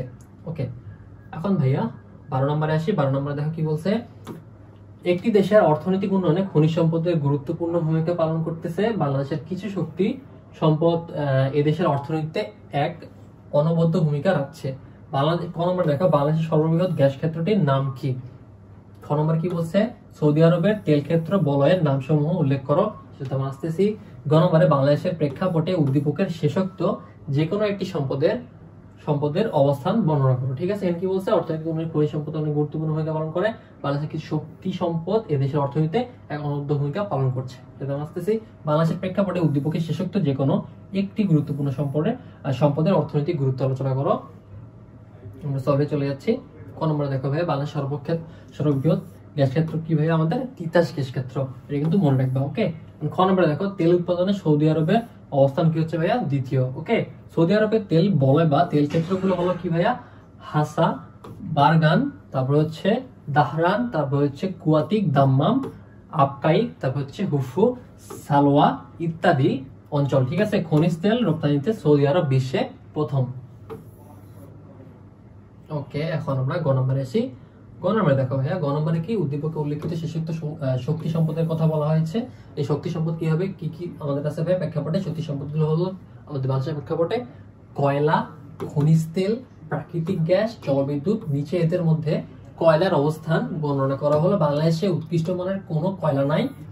বর্তমানে বাংলাদেশের 5টি স্থানে লিগনাইট ও বিটুমিনাস শ্রেণীর কয়লা পাওয়া যায়। ঠিক আছে, কয়লা ক্ষেত্র এর অবস্থান হলো 1989 থেকে 90 সালে রংপুর জেলায় খালাসপীর কয়লা ক্ষেত্র আবিষ্কৃত হয়। এই খনি 12.56 বর্গ কিলোমিটার বিস্তৃত এবং মজুদ আছে 68,50,00,000 মেট্রিক টন। ওকে, আর দিনাজপুরের বড় প্রক্রিয়া কি ভাইয়া, খনি আবিষ্কৃত হয়, এটি আবিষ্কৃত হয় 1986 থেকে 87 সালের দিকে। ঠিক আছে, এই খনিতে কয়লা মজুদ আছে প্রায় 38,90,00,000 মেট্রিক টন। এই খনির বিস্তৃত 5.25 বর্গ কিলোমিটার। বর্তমানে চীনা কারিগরি সহায়তায় দৈনিক প্রায় 500 টন কয়লা উৎপাদন করা হচ্ছে। ঠিক আছে, এখন দেখো 1962 সালে জয়পুরহাট জেলার জামালগঞ্জে আবিষ্কৃত হয়। এখানে 105,30,00,000 মেট্রিক টন সঞ্চিত আছে। এর বিস্তৃতি হচ্ছে 11.66 বর্গ কিলোমিটার। ওকে, তারপর দেখো 1994 থেকে 95 সালে দিনাজপুর জেলার দিঘিপাড়া কয়লা ক্ষেত্র আবিষ্কার হয়। এছাড়া দিনাজপুর জেলার ফুলবাড়িতে 1997 সালে আরো একটি কয়লার ক্ষেত্র আবিষ্কার করা হয়। এছাড়া গোপালগঞ্জ, মাদারীপুর, খুলনা, সিলেট, সুনামগঞ্জ, মৌলভীবাজার, ময়মনসিংহ জেলার পিট কয়লা সন্ধান পাওয়া গেছে। বাংলাদেশের কয়লা অন্যতম একটি হচ্ছে ভাইয়া আমাদের শক্তি সম্পদ। ঘ নম্বরে দেখো ভাইয়া, ঘ নম্বরে কি চাইছিল আমাদের উদ্দীপকে বাংলাদেশের শক্তি সম্পদের কথা বলা হয়েছে।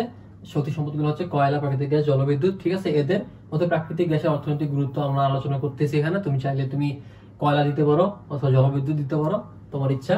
বাংলাদেশ খনিজ সম্পদে সমৃদ্ধ না হলেও প্রাকৃতিক গ্যাসের ভান্ডার রয়েছে এবং এই প্রাকৃতিক গ্যাসের প্রাপ্যতার উপর ভিত্তি করে এই দেশে অনেক শিল্প কলকারখানা পরিচালিত হয়, ফলে সরকারের রাজস্ব বৃদ্ধি পায়।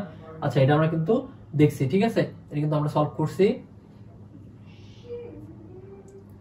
দেখো ভাই, এখানে বাংলাদেশের তাপবিদ্যুৎ কেন্দ্রগুলোতে প্রাকৃতিক গ্যাস এখানে উৎপাদন করা হচ্ছে। এটি আমাদের শিল্প উন্নয়ন প্রাথমিক জীবনে ভূমিকা পালন করতেছে। 90.66% গ্যাস ভিত্তিক। ঠিক আছে, তারপর হচ্ছে বাংলাদেশে প্রাপ্ত প্রাকৃতিক গ্যাস শিল্পের কাঁচামাল হিসেবে ব্যবহার করা হয় না। ঠিক আছে, বাংলাদেশে প্রাপ্ত প্রাকৃতিক গ্যাস শুধু শিল্পের কাঁচামাল হিসেবে ব্যবহার করা হয় না, এগুলো গৃহস্থালিতে জ্বালানি হিসেবেও ব্যবহার করা হয়। প্রাকৃতিক গ্যাস সরবরাহের ফলে কৃষি উন্নয়ন ও শিল্প উন্নয়নে সম্ভব হয়েছে।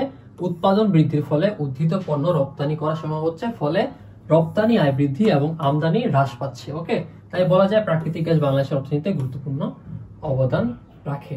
এখন দেখো ভাই 13 নম্বর আসো। 13 নম্বর কি বলছে, বাংলাদেশের বেশ কিছু অধাতব খনিজ পদার্থ রয়েছে যা দৈনন্দিন ব্যবহারের ক্ষেত্রে যথেষ্ট গুরুত্ব বহন করে। তবে এই সকল খনিজ পদার্থ ব্যবহারের ক্ষেত্রে আমাদের যথেষ্ট সজাগ থাকা দরকার, যাতে যথেষ্ট যথেচ্ছাচার ব্যবহার পরিলক্ষিত না হয়। ক নম্বরে আসো ভাই, ক নম্বরে কি বলছে, যুক্তরাষ্ট্রের হ্রদ অঞ্চলে কোন খনিজ সম্পদটি দেখা যায়। খ নম্বরে কোন কোন ক্ষেত্রে গ্রাফাইটের ব্যবহার দেখা যায়। আমরা আসতেছি, উদ্দীপকের আলোচিত 3টি গুরুত্বপূর্ণ খনিজ সম্পদের বর্ণনা দাও। এখানে তোমার বর্ণনা দিতে বলছে, তোমার কি বাংলাদেশে কি ভাইয়া তেল আছে, তোমার এখানে গ্যাস আছে, তারপরে কি আছে ভাইয়া আমাদের এখানে গ্যাস পাচ্ছি, আমরা কয়লা পাচ্ছি। ওকে, আচ্ছা আমরা সলভে আসছি, দেখি ক নম্বরে দেখো। ক নম্বরে বলছে যুক্তরাষ্ট্রের হ্রদ অঞ্চলে লৌহ আকরিক খনিজ সম্পদটি দেখা যায়।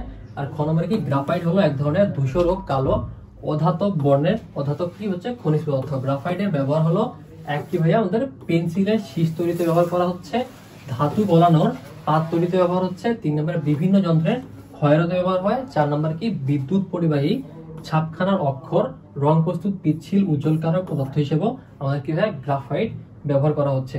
গ নম্বর প্রশ্ন দেখো ভাই, গ নম্বরে কি চাইছিল, আমরা বলছি উদ্দীপকে আলোচিত 3টি গুরুত্বপূর্ণ খনিজ সম্পদের বর্ণনা দাও। বাংলাদেশে কি কি আছে ভাইয়া? বাংলাদেশে আছে আমাদের একটা হচ্ছে গ্যাস, একটা হচ্ছে কয়লা, আর একটা কি আছে ভাই আমাদের পানি, বিদ্যুৎ। তোমার পানি এখান থেকে আমরা বিদ্যুৎ উৎপন্ন করি, ঠিক আছে। আর ঘ নম্বরের কোশ্চেনে বলছিল আমাদের উদ্দীপকের শেষোক্ত বিষয়ের ক্ষেত্রে কিভাবে সচেতনতাবোধ বৃদ্ধি করা যায় তা আলোচনা করো। ওকে, আমরা আসতেছি গ নম্বরে। দেখো এখানে কি বলছে ভাই, উদ্দীপকে আলোচিত খনিজ সম্পদ হলো অধাতব। যেহেতু তোমার ভাই এখানে অধাতব বলছে, তোমার এখানে তুমি ইউজ করতে পারবা না আমাদের যে তোমার গ্যাস আছে, তারপরে হচ্ছে তোমার পানির যে বিদ্যুৎ ক্ষেত্রটা আছে সেটা, এবং হচ্ছে আমাদের যেই তোমার কয়লা আছে সেটা ইউজ করবো না। এখানে কি কি দেখাচ্ছে ভাই, যেহেতু আমাদের এখানে বলছে আলোচিত খনিজ সম্পদ হলো অধাতব খনিজ, তাহলে আমাদের কি এখানে পাচ্ছি ভাইয়া? চুনা পাথর পাচ্ছি, চীনামাটি, খনিজ বালু বর্ণনা করা হলো, ঠিক আছে। বাংলাদেশের বিভিন্ন অঞ্চলে প্রচুর পরিমাণ চুনাপাথর পাওয়া যায়, যেমন সুনামগঞ্জের টাকেরঘাটে লালঘাট ও বাগলিবাজার, সিলেটে জাফলং, জকিগঞ্জ, চরগা, ভাঙ্গারঘাট, চট্টগ্রামের সীতাকুণ্ড, কক্সবাজারের সেন্ট মার্টিন দ্বীপ ইত্যাদি। চুনাপাথর গ্লাস, সিমেন্ট, সাবান, কাগজ, ব্লিচিং পাউডার প্রভৃতি তৈরিতে ব্যবহার করা হচ্ছে। এছাড়াও গৃহ নির্মাণ, রং তৈরি ও ক্যালসিয়াম কার্বাইড তৈরি চুন পাথর হিসেবে ব্যবহার করা হয়, ঠিক আছে। এরপর আসি বাংলাদেশের দিনাজপুর, নওগাঁ, বৃহত্তর ময়মনসিংহ জেলায় চীনামাটি পাওয়া যায়। চীনামাটি তৈজসপত্র, বাসনপত্র, কাগজ, বৈদ্যুতিক, ইনসুলেটর, স্যানিটারি জিনিসপত্রে প্রভৃতি নির্মাণে ব্যবহার করা হয়। বাংলাদেশের সবচেয়ে বেশি চীনামাটি নেত্রকোনা জেলার বিজয়পুরে, এছাড়াও চট্টগ্রামের হবিগঞ্জে চীনামাটি পাওয়া যায়, ঠিক আছে। পটুয়াখালী, ভোলা, কক্সবাজার জেলার টেকনাফ ও মহেশখালী সমুদ্র উপকূলীয় এলাকায় খনিজ বালু, ভারী মানিকের সন্ধান পাওয়া গেছে। খনিজ বালুর মধ্যে মোনাজাইট, জিরকন, ইলমেটাইট আর কি আছে ভাইয়া ম্যাগনেটাইট ইত্যাদি। তাই বলা যায় বাংলাদেশের বৈচিত্র্যময় ভূপ্রকৃতির বিভিন্ন অঞ্চলে ভৌগোলিক ভিন্নতার জন্য ভিন্ন ভিন্ন খনিজ সম্পদ পাওয়া যায়। ওকে, ঘ নম্বর এসে ভাইয়া, উদ্দীপকের শেষোক্ত আলোচ্য বিষয় ছিল খনিজ সম্পদ ব্যবহারের সচেতনতা বৃদ্ধি করা। নিম্নে সচেতনতা বৃদ্ধির উপায় আলোচনা করা হলো কিভাবে আমরা সচেতন হতে পারি, ঠিক আছে। খনিজ সম্পদের অপচয় নিবারণ করা সম্পর্কে জনগণের মধ্যে জ্ঞান তৈরি করতে হবে। তারপর হচ্ছে ক্ষয়িষ্ঠ সম্পদের ব্যবহার, এখানে একটি পয়েন্ট আকারে দিলে আরো বেটার হবে, ঠিক আছে। ক্ষয়িষ্ঠ সম্পদের ব্যবহার হ্রাস করে প্রবহমান সম্পদ ব্যবহারের সচেতনতা বৃদ্ধি করতে হবে। অপেক্ষাকৃত বিরল সম্পদের পরিবর্তে অগ্রাধিকার ভিত্তিতে অধিক প্রাপ্ত সম্পদ আগে ব্যবহার করতে জনগণকে উৎসাহিত করা। সম্পদ উৎপাদন ও ব্যবহারের সময় অপচয় বন্ধ করা সম্পর্কে জনগণের মধ্যে জ্ঞান দান করা, যাতে খনিজ সম্পদ সংরক্ষণ করা হয়। খনিজের সরাসরি ব্যবহার না করে প্রযুক্তিগত সাহায্য নিয়ে কোন বস্তুর ব্যবহার তার উৎকর্ষ সাধনে ও সংরক্ষণে সহায়তা সম্পর্কে মানুষের মধ্যে সচেতনতা বৃদ্ধি করা। এরপরে কি হয়, সম্পদের পুনর্ব্যবহার সম্পর্কে মানুষের মধ্যে জ্ঞান দান করা। তারপরে কি আসতে হবে, জনগণকে শিক্ষিত করা এবং খনিজ সম্পদের ব্যবহার সম্পর্কে মাঝে মাঝে প্রচারণা চালানো। এছাড়াও সরকারের নীতি ও নির্ধারণ ও প্রয়োগ সঠিকভাবে করা। তাই বলা যায় উপরিউক্ত বিষয়গুলো সম্পর্কে জনগণকে সঠিক দিক নির্দেশনা ও জ্ঞান দান করলে খনিজ সম্পদ ব্যবহারের মানুষ সচেতন হবে এবং এতে কোটি কোটি টাকা খনিজ সম্পদ অপব্যবহারের হাত থেকে আমাদের রক্ষা হবে, ঠিক আছে। সার্বিকভাবে বাংলাদেশের অর্থনীতি আরো কি হবে, উন্নতি হবে। ওকে, 14 নম্বর আসি ভাই। 14 নম্বর কি বলছে, মামার বাড়িতে বেড়াতে স্মৃতি দেখলো তার মামি গ্যাসের চুলা রান্না করে শেষে কাপড় শুকাচ্ছেন। দেখো এখানে কিন্তু একটা মিসইউজ হচ্ছে, ঠিক আছে। কখনো কখনো এমনি চুলা জ্বালিয়ে রাখেন মৃত তার মামিকে জ্বালানি সম্পদের গুরুত্ব বোঝানোর চেষ্টা করে, বলে এই সম্পদ সীমিত, সবাই যদি সচেতন না হয় তাহলে এই সম্পদের দ্রুত নিঃশেষ হয়ে যাবে এবং দেশে জ্বালানি সংকট দেখা দেবে। এখানে কি ভাই, গ্যাসে বোঝাইছে। তরল সংরক্ষণ আমরা জানি, গ্রাফাইটের বৈশিষ্ট্য এটা আমরা জানি। মৃত্যুর অপচয় হওয়া সম্পদটি দীর্ঘমেয়াদী ব্যবহারের জন্য কি কি পদক্ষেপ গ্রহণ করা যায় সেটা আমরা আসতেছি। তারপরে বাংলাদেশের প্রেক্ষাপটে উক্ত খনিজের অর্থনৈতিক গুরুত্ব, এটা কিন্তু আমরা দেখছি, ঠিক আছে।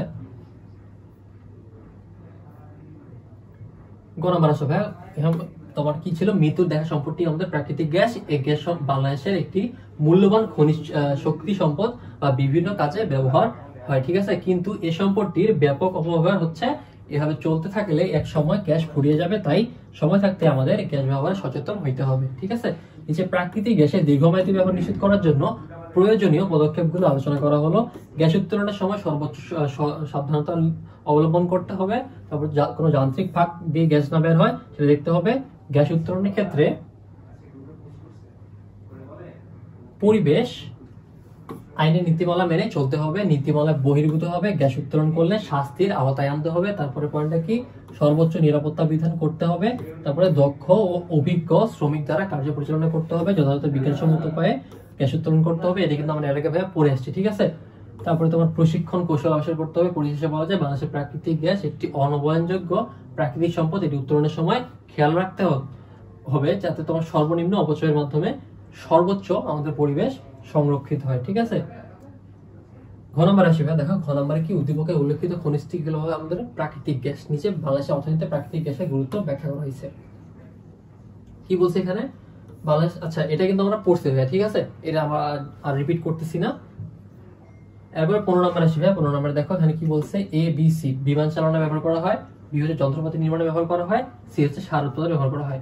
বিমান চালনায় কি ব্যবহার হয় ভাই, আমাদের এখানে কেরোসিন কিন্তু ইউজ করা হয়, ঠিক আছে, মানে তোমার এখানে তোমার তেল সম্পদ যেটা আছে, তেল খনিজ তেল সেটা। আর যন্ত্রপাতি নির্মাণে কি ব্যবহার করা হয় ভাইয়া, আমাদের এখানে লৌহ সম্পদটা কাজে আছে, ঠিক আছে।